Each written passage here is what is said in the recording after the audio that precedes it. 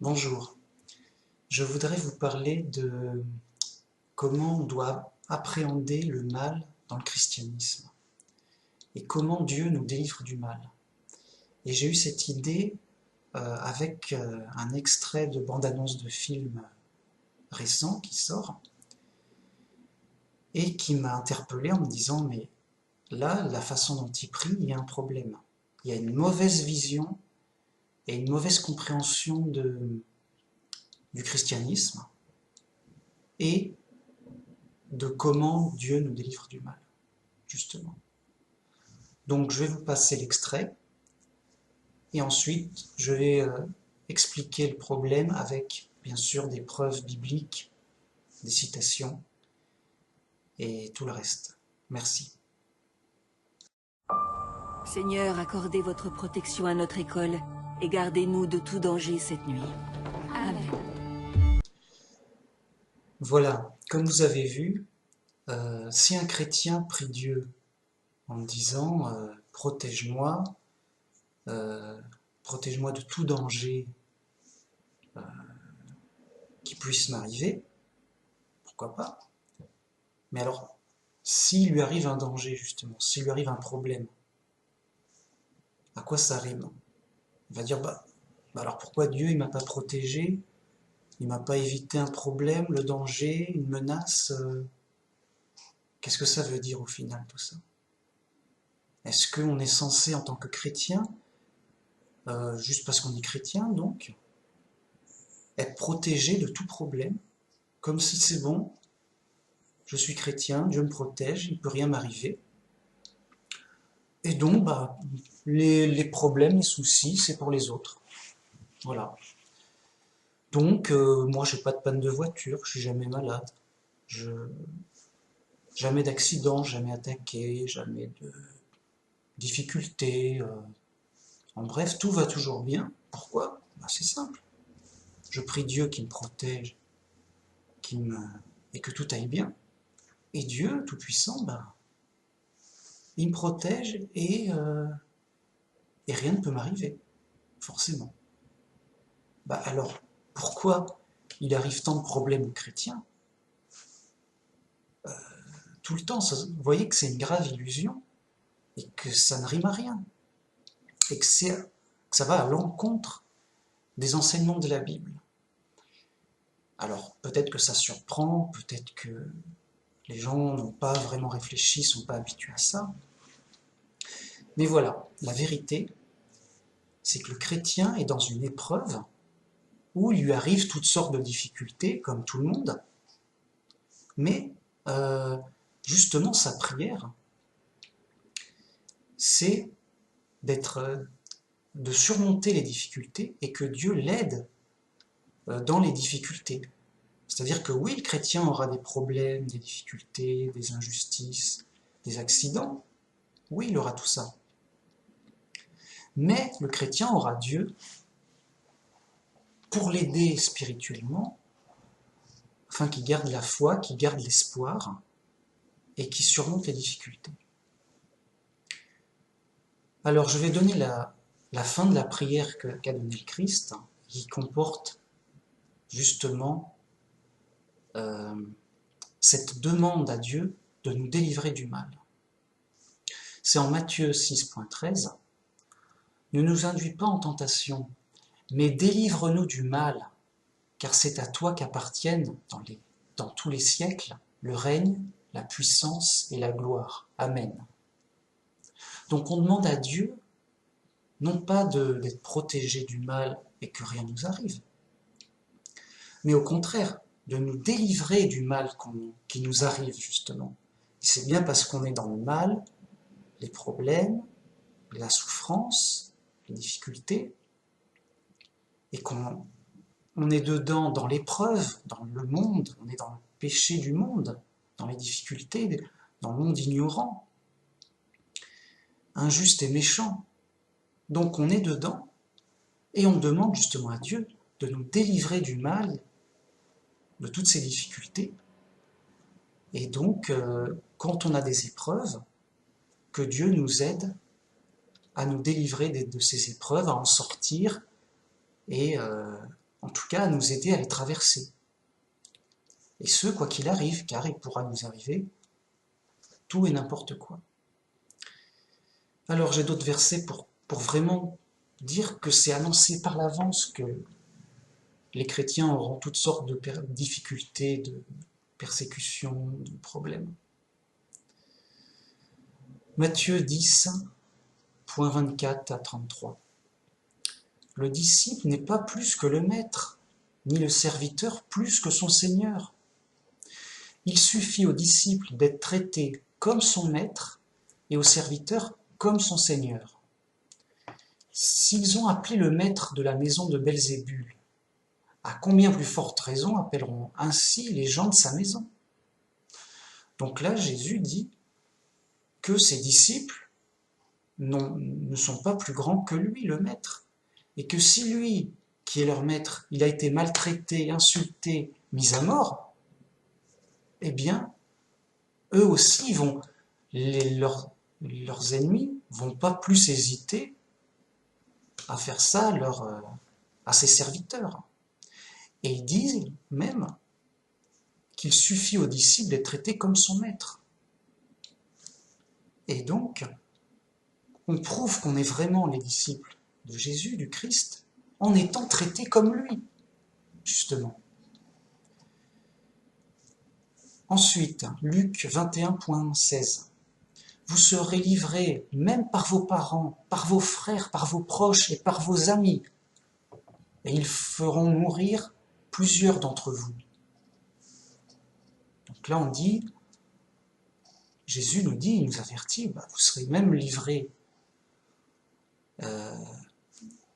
aux coups, aux insultes, aux problèmes, en tout cas, même jusqu'à la mort, par vos proches, vos frères, la famille, les amis. Et donc, vous serez rejetés par le monde, même par les proches, même par les gens de votre famille. Vous serez vraiment rejetés et persécutés. Marc 13.9. Prenez garde à vous-même. On vous livrera aux tribunaux et vous serez battus de verges dans les synagogues. Vous paraîtrez devant les gouverneurs et devant des rois à cause de moi pour leur service de témoignage.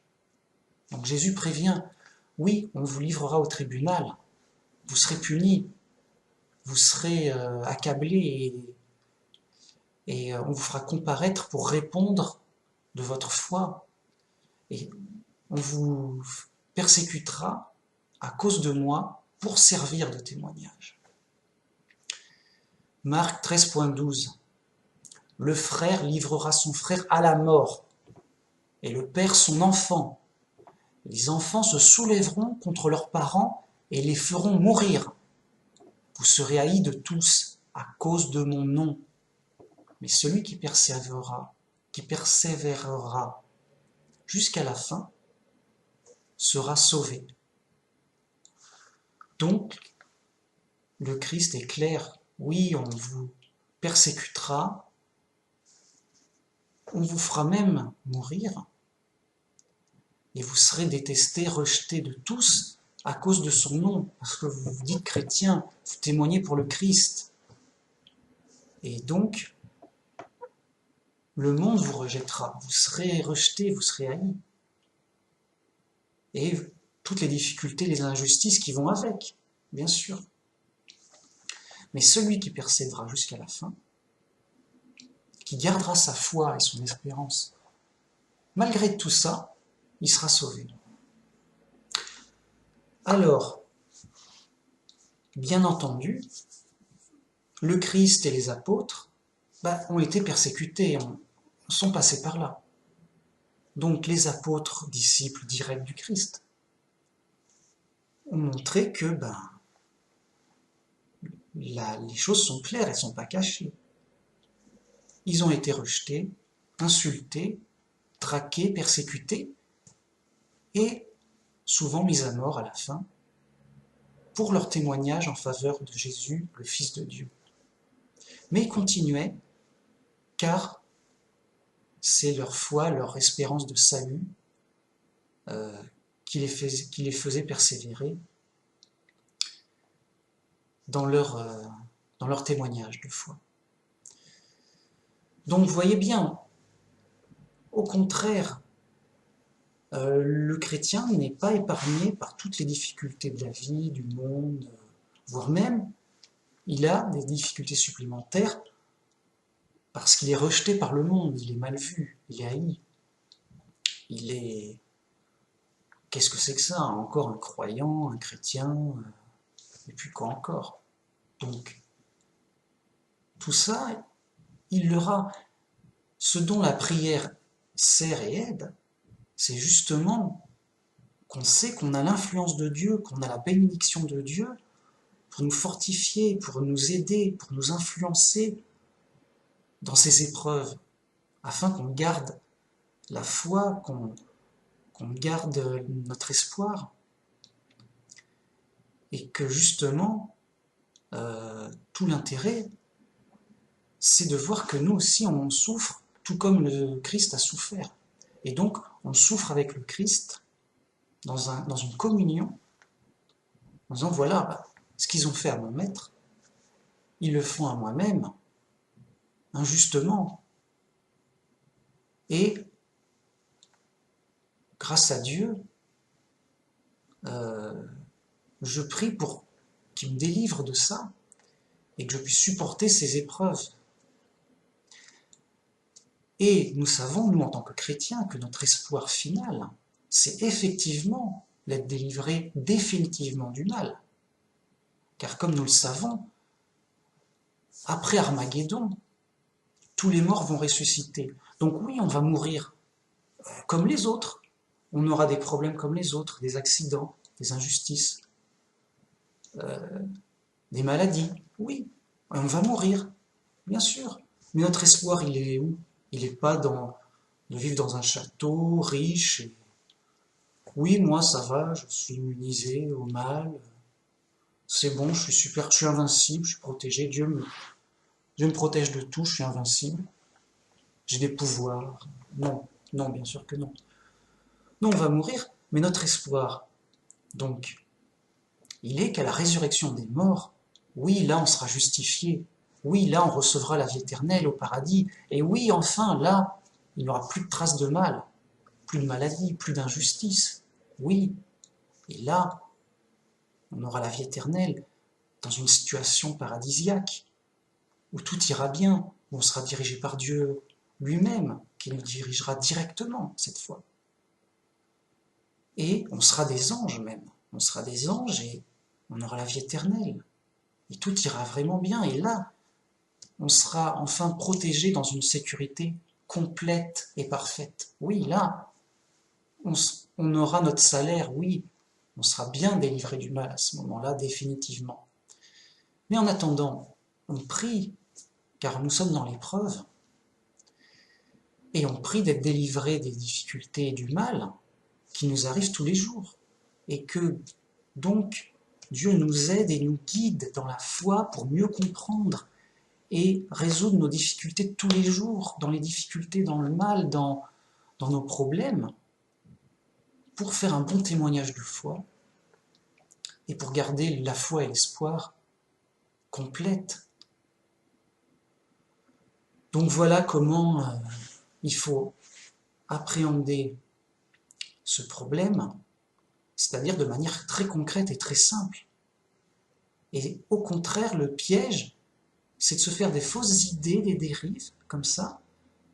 Puis après, comme c'est faux et que c'est n'importe quoi, on en vient à douter et à remettre en question sa foi, le Christ et Dieu. Si je dis, bon voilà, je prie pour que Dieu règle tous mes problèmes. Et après, le lendemain, mais comment ça se fait que j'ai encore des problèmes? J'ai prié Dieu, je suis un chrétien sincère et j'ai rien fait de mal, je comprends pas. Pourquoi Dieu il m'aide pas à résoudre tous mes problèmes et que tout aille bien et que j'ai une vie idéale et de rêve? Il comprend pas. Après il se dit, alors enfin, si je fais quelque chose de mal, dis-le moi. Et d'incompréhension en incompréhension, il en vient, finalement je dois me tromper, c'est pas forcément la vraie religion, le vrai Dieu, Dieu est tout-puissant, il n'y a pas de raison qu'il ne vienne pas m'aider directement et qu'il ne réponde pas à mes prières. Donc, il cherche des trucs en plus, soit une autre religion, soit il sort, soit il fait du New Age. Voilà, il est dans une fausse conception qui forcément le fait trébucher et forcément le met en face de son échec, de son erreur. Et après, le risque, c'est de remettre en question sa foi dans le Christ ou de la transformer et de la transformer en autre chose que l'évangile. Et il part dans des considérations métaphysiques, New Age, et dans des délires, dans des dérives bizarres, quoi. Alors qu'il suffit de juste revenir au simple message de la Bible. Oui, c'est normal d'avoir des épreuves. Oui, c'est normal même d'être persécuté par le monde. Et donc, on demande à Dieu d'être une aide spirituelle, une aide de son influence, pour mieux comprendre et mieux supporter les difficultés et les épreuves, afin que si, justement, on persévère jusqu'à la fin, on puisse garder notre foi et être sauvé. Voilà, merci.